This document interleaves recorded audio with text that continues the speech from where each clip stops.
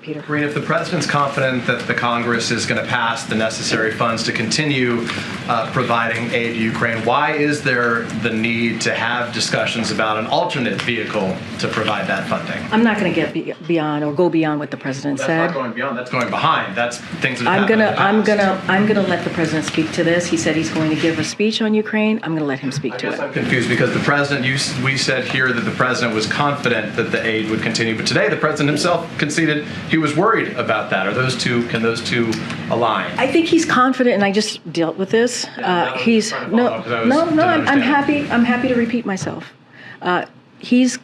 What we've heard from House members, both Republicans and Democrats, what we heard from senators, both Republicans and Democrats, have said that they want to continue the support in Ukraine. So supporting Ukraine, that's what he wants to do. It's not the first time. He's done it multiple times, even when we've had continue to have bipartisan support. Doing it because he's confident, not because he's worried. I'm going to let the president lay out. The NAACP President Derek Johnson sent a letter to Secretary Cardona requesting that the president's SAVE program for student loan debt is expanded to parent plus loan borrowers. He makes the argument that this is an equity issue, that Black households disproportionately take out parent plus loans. Is the president open to retooling this program for these borrowers? So, look, I don't have any policy announcement to make at this time. What I can say is that through the rulemaking process, we are certainly focused on making sure that we continue to give relief to borrowers. I mean, that is part of the multiple announcements that you've seen since the SCOTUS decision. The president is very much committed to his student debt relief program. We'll have more once through the rulemaking session. Look, the president is always committed to trying to find a way to give Americans, in this case borrowers, a little bit of a breathing room. That an additional 125,000 Americans have been approved for $9 billion in debt relief through his administration's efforts to fix income drive repayment plans.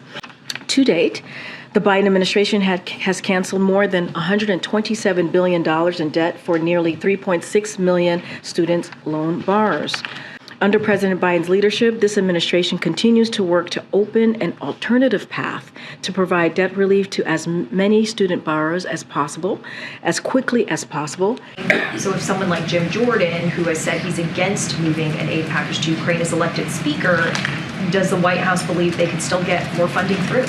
So we're not going to comment on who's in the race or who's not in the race for speaker. Is there any regret that Kevin McCarthy was a known quantity, but with this next person, that it will be even harder to work with? Any regret that there wasn't more support for the existing speaker? Again, I'm not going to get into who's running or who's not running. Just yesterday, you told us, John Kirby told us, that the president reassured all these world leaders that he is confident that Congress is going to approve this aid. And now today, he's saying that he wants to deliver a major address to warn about how problematic it would be if Congress didn't approve this aid. So is he confident or is he not confident that Congress is going to do this? So he's confident because there has been a broad support for this.